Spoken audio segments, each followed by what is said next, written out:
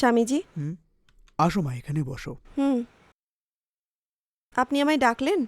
কালকের পুজোর ব্যাপারে তুমি স্বামীকে কিছু বলেছ কি? বলে দিয়েছি স্বামীজি। উনি কি বললেন? উনি আমায় পুজো করতে বললেন তো।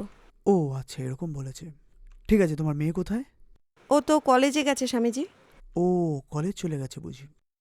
কালকে দিনটা ওকে একটু কলেজ পাঠাবেন না, কেন কেন স্বামীজি? কারণ কাল তৃতীয় দিনের প্রথম সময় না, হ্যাঁ এই জন্য। হ্যাঁ হ্যাঁ। এখন ওই প্রসাদটা কাজ করবে ওর। ও আর ও যদি বাইরে যায় তাহলে ওই শক্তি সব চলে যাবে। ঠিক আছে স্বামীজি, আমি কালকে পাঠাবো এই না। জন্য আমি বললাম ঘরে রাখতে ওকে। ঠিক আছে স্বামীজি, কাল ছুটি করতে বলবো। ঠিক আছে।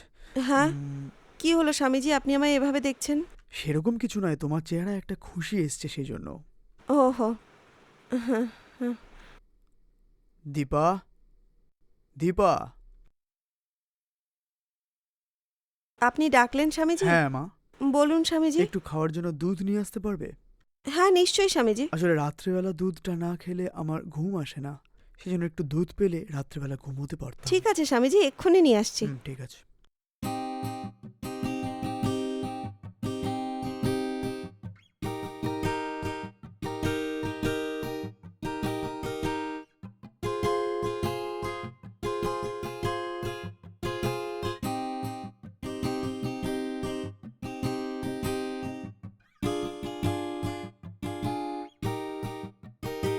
ঠিক আছে, আমি এবার নিজের ঘরে গেলাম। না তো কি, আমার সাথে থাকবে নাকি? স্বামীজি, এটা কি আপনি কি বলছেন? আরে ভুল বুঝবেন না, আমি একটু মজা করছিলাম।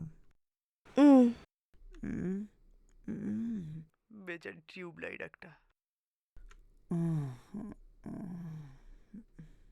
হুম। হ্যালো।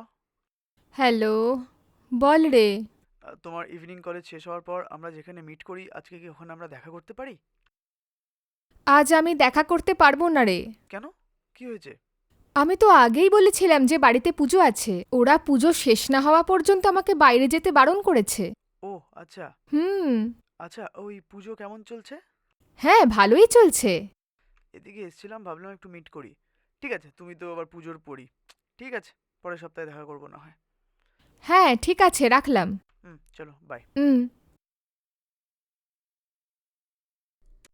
ওম ওম আপনারা এটা লাভ করেছেন। আপনারা দুজনে চোখ খুলে দেখুন, আপনাদের সমস্ত দুঃখ হুম। দূর হয়ে গেছে। হুম। এই নাও মা, খাও। আর এই নিন, আপনি খান, খান। হুম।